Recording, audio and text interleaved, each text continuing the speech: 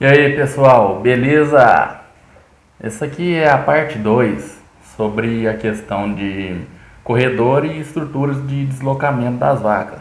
Se não assistiu a parte um, você vai ficar um pouco perdido nesse vídeo. Então, vai aqui nesse link, eu vou deixar aqui, assiste a parte um e assim que acabar lá, você volta aqui nesse vídeo. Certo? O que foi a inspiração para fazer esse vídeo? Esse vídeo aqui veio de um comentário do Jonas.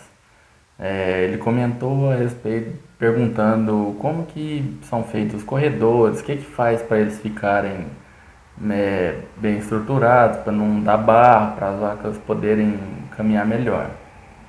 Então, eu já expliquei bastante na parte um. Agora aqui nesse vídeo nós vamos ver a questão da obra propriamente dita, de como é a parte construtiva.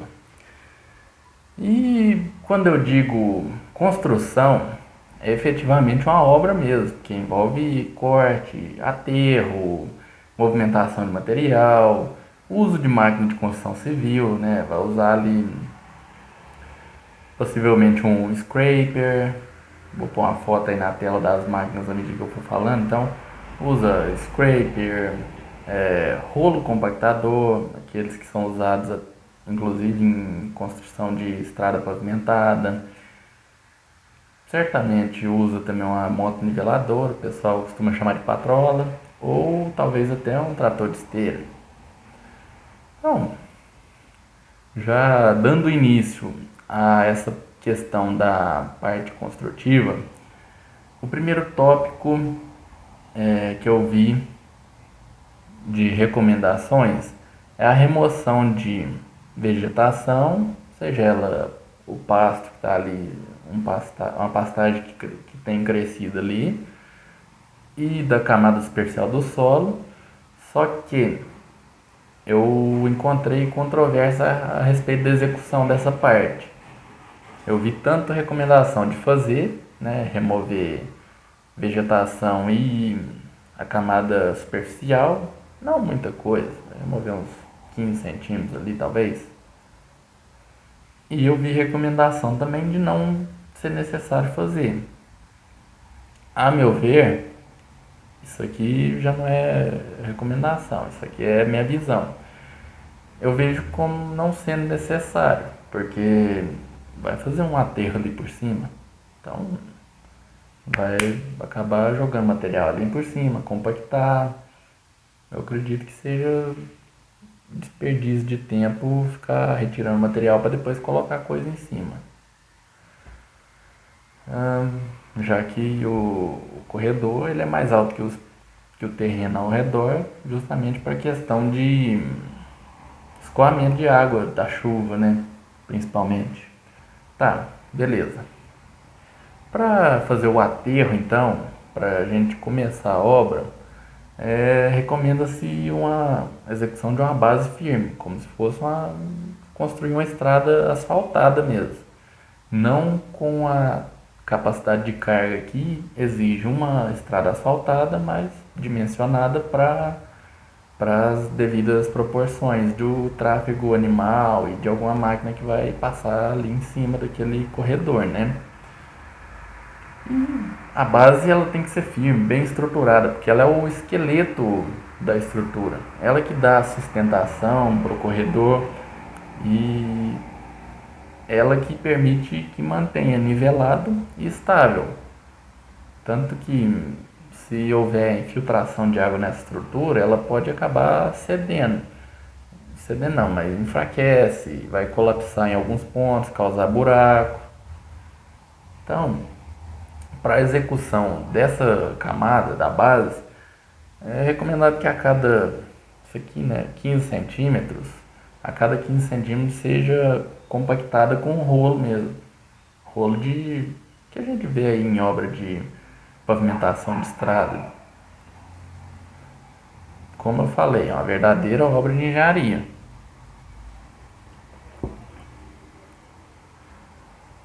Vocês estão acompanhando aí? Está na tela aí agora passando imagens de uma construção de um corredor. Vocês veem aí no início que tem uma escavação, né? O pessoal tá com a escavadeira aí retirando material da camada subsuperficial do solo. Eu não sei exatamente o que é essa construção aí, mas esse buraco me parece ser uma, uma piscina, não, um tanque para armazenamento de água residuária, né? Água de lavagem do curral, essas coisas aí. Como vocês podem ver aí, geralmente esse material mais de subsolo, ou talvez um cascalho, uma escória, né, que é um resto de indústria, um saprolito. Para quem não sabe, saprolito é como se fosse uma rocha podre. É, Quando a gente corta um barranco, a gente percebe que à medida que vai penetrando mais fundo no solo, a gente nota como se fosse uma rocha meio esfarelada. Ela não é um solo consolidado, mas também não é uma rocha dura, firme. É uma rocha meio podre. Isso aí é o saprolito, a rocha que está em processo de intemperismo para se transformar em solo. Claro, quem tem uma noção de geologia sabe que isso aí demora milhões de anos, mas é o processo ocorrendo. Fechando esse parênteses então da questão do saprolito, ele pode ser um material utilizado. Só não é recomendado usar cascalho de rio, porque a rocha que compõe o cascalho de rio, elas têm os cantos arredondados, né? Como aquelas pedrinhas ali vão passando por dentro da água, acontece atrito ali entre aquelas partículas, elas vão perdendo os cantos, as quinas e vão ficando arredondadas. E esse material com os cantos arredondados não é muito bom para fundação. Quem tem uma ideia também de construção civil sabe que o cascalho de rio não é bom nem para fundação de casa. É recomendado brita, né, que tem canto e permite um melhor assentamento, uma melhor amarração daquele material do concreto. Enfim, eu abro muitas vírgulas no caminho, mas é porque eu gosto do negócio explicado. Outro material também não recomendado é a argila expansiva.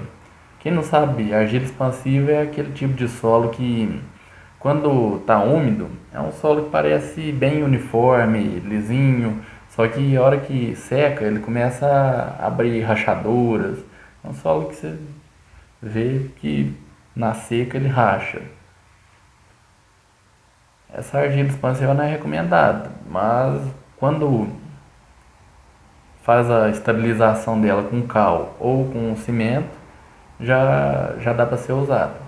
Só que eu também não vou falar da parte de estabilização química do solo, porque senão aí a gente já parte para questão de mecânica do solo, toda uma parte de engenharia mesmo. No momento eu não tô muito bem qualificado para falar disso. Talvez fala no próximo vídeo, não sei. Mas isso aí já é muito teoria da questão de engenharia, de obra mesmo. Não é o caso. E por fim, mesmo fazendo bem feito, compactando o solo direitinho, fazendo as etapas, e se ele não ficar devidamente bem forte, estável, tem a possibilidade de usar uma manta geotêxtil, uma membrana geotêxtil. Essa membrana geotêxtil é um material poroso que permite infiltração de água, mas ela retém partículas sólidas. Ela serve para segurar aquela parte sólida no lugar. Essa membrana é uma possibilidade, mas eu não contaria com ela. Eu dei uma olhada aí, costuma custar entre 5 e 6 reais o metro quadrado desse material.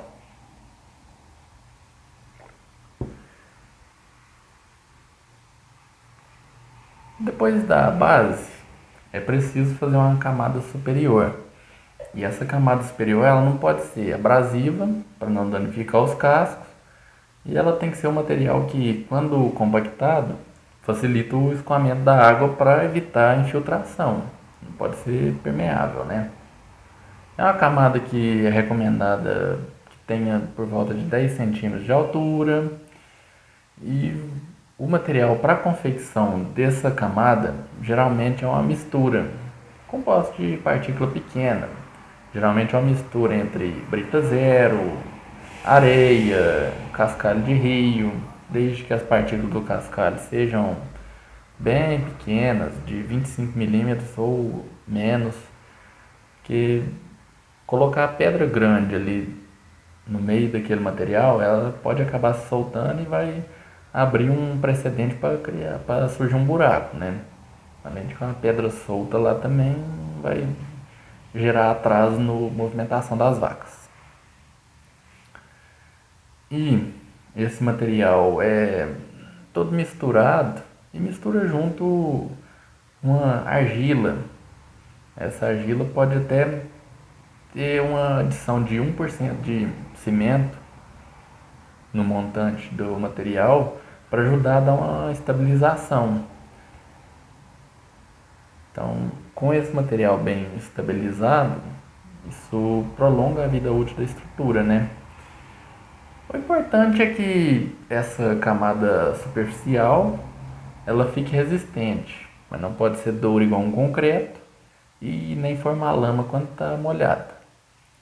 Para ter uma ideia, eu pesquisei sobre valores antigos, não encontrei nada muito recente, mas um corredor de 10 metros de largura, ele chegava a custar por volta de 7 dólares da Nova Zelândia, 7 dólares neozelandeses por metro linear. Então, 1 metro linear, 10 metros de largura, vamos imaginar que são 7 dólares da Nova Zelândia por 10 metros quadrados. A duração dessa técnica costuma ser entre 5 e 8 anos, sem necessidade de repor a camada superior e nem de vir com o rolo compactando. Como eu falei no vídeo anterior, para que a água tenha um escoamento adequado, o corredor deve ter um abaulamento, ele deve ser abaulado, ter uma declividade partindo do centro em direção às extremidades. Por que do centro para as extremidades e não uma declividade constante de uma extremidade para outra?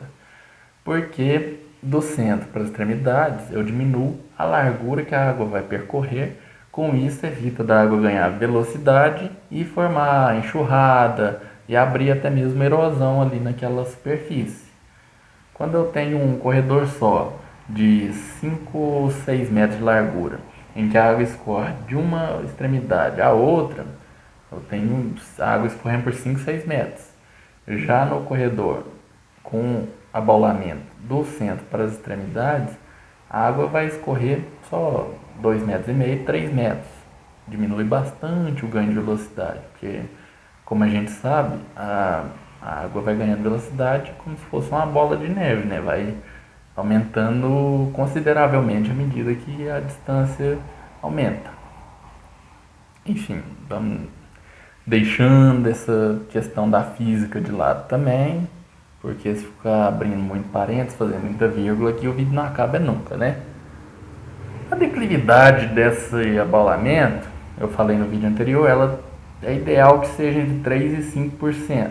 3 e 5%. Por quê?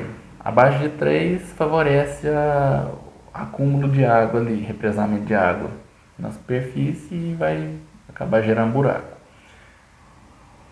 5% ainda tá bom. Acima de 8% as vacas já não caminham ali. Elas não conseguem andar, elas vão caminhar na lateral. Isso aí gera subaproveitamento da estrutura, a estrutura que não é barata de ser feita, né? E aumenta o tempo de deslocamento, porque afinal, o que é mais eficiente? Uma vaca andando em fila uma atrás da outra, mesmo que seja dos dois lados, 2 vacas andando, ou 5, 6 vacas andando de forma a ocupar toda a largura do corredor, né? Parte importante dessa estrutura são os drenos laterais. E não pode ser esquecido. A cerca ela é feita bem rente à borda do corredor. Vocês vão ver aí uma foto aí da cerca, ela bem rente à borda, não tem nenhuma estrutura de escoamento do lado de dentro do corredor. Isso é para que a vaca não tenha acesso ao dreno. O dreno fica do lado de dentro do piquete. E a pastagem, ela cresce rente ali à borda, né? E esse crescimento da pastagem é até bom porque ela ajuda a estabilizar essa parte da estrutura, dá uma resistência maior ali para evitar um desmoronamento. A cada intervalo de distância, não existe uma distância fixa, uma ideia fixa a respeito disso. Mas precisa ter uma saída para a água. A água precisa sair dali daquela beirada. E o melhor jeito de identificar o ponto certo de fazer essa saída é num dia de chuva observar, né? Vem com a pá, onde notar que a água tem tendência de ficar empoçada, onde tem uma restrição da água ali, vem lá dar um corte rente ali só para que a água escoa, mas que não chega a fazer buraco, não chega a fazer enxurrada também. A gente tem que falar da questão do relevo. O relevo ele influencia bastante na execução dessa construção, né? Num local com uma grande declividade, e nesse caso aqui eu falo acima de 20% de declividade, a água da chuva ela já vai fluir por dentro do corredor. Acredito que nem 20%, acima de, sei lá, 10% de declividade já tem água escoando ali por dentro, fluindo no sentido do comprimento, não da largura, porque como eu falei já antes da questão do abalamento lá, a água ela propositalmente é para ela escorrer no sentido da largura mesmo, para os lados. Quando ela flui no sentido longitudinal, né, que é no sentido do comprimento, isso aí vai acabar gerando enxurrada e pode causar uma erosão que vai danificar aquela superfície. O ideal mesmo é que o caminho, né, o corredor seja feito de uma forma que reduza a inclinação. Em vez de seguir reto num barranco, numa ladeirinha assim, que tem uma certa inclinação, fazer de lado, mesmo que tenha que dar a volta, fazer uma curvazinha, porque vai minimizar a inclinação e minimizar a chance de estragar, né? Isso aí é uma visão a longo prazo para evitar que tenha grandes gastos com manutenção do corredor.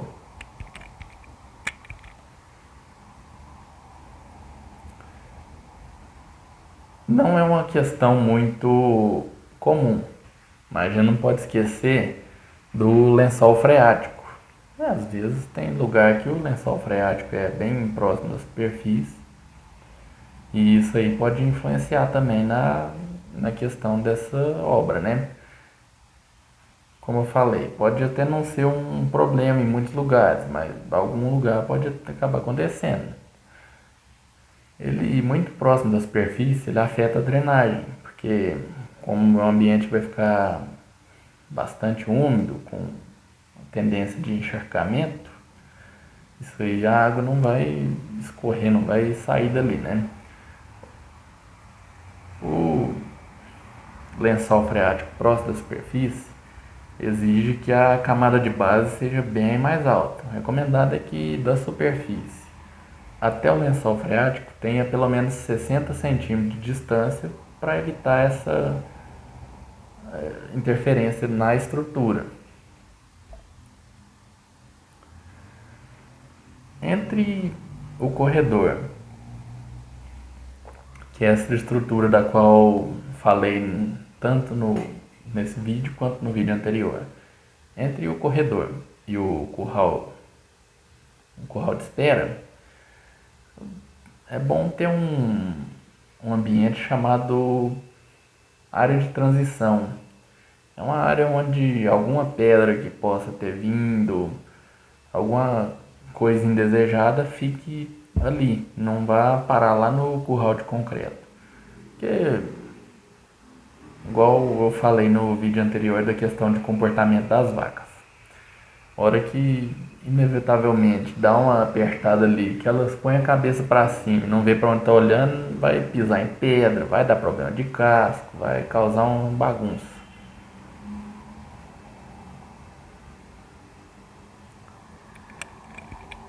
Olha, por fim, mas não menos importante, na ocasião de alguma manutenção que for executar nas áreas de corredor ou uma melhoria, né? O melhor lugar para começar certamente é próximo do curral, porque é onde tem maior trânsito de animais. As vacas passam por ali todo dia, né? E também é sempre bom durante o manejo de levar as vacas entre o piquete e o curral, é ficar atento para algum lugar onde tem um engarrafamento, alguma restrição da movimentação, para até mesmo poder identificar algum possível problema e corrigir, né? Como disse, é uma verdadeira obra de engenharia e é uma estrutura focada em longo prazo. Por não ser uma coisa barata, né? Esse custo tem que se diluir ao longo do tempo. É possível de implantar isso aqui, pelo menos usar essa ideia aqui no Brasil? Depende. Como eu falei, o ideal mesmo é fazer cálculos, conversar com quem é da engenharia, que entende melhor dessa questão de execução de obra, para ter uma verdadeira noção. E essa intervenção, os custos dela, a complexidade vai variar de acordo com o relevo, tipo de solo, vegetação, manejo da fazenda. Então é isso, gente. Eu agradeço por quem assistiu até aqui. Deixa um like aí no vídeo caso tenha gostado do conteúdo. Comenta aqui embaixo se tiver alguma dúvida, sugestão, quiser falar alguma coisa, sugerir um tema para algum próximo vídeo. Fica à vontade. Se inscreva no canal, aqui do lado tem um ícone, pode clicar aí e se inscrever, o dedo não cai. Junto aqui em cima tem uma sugestão de vídeo. Muito obrigado e até o próximo vídeo.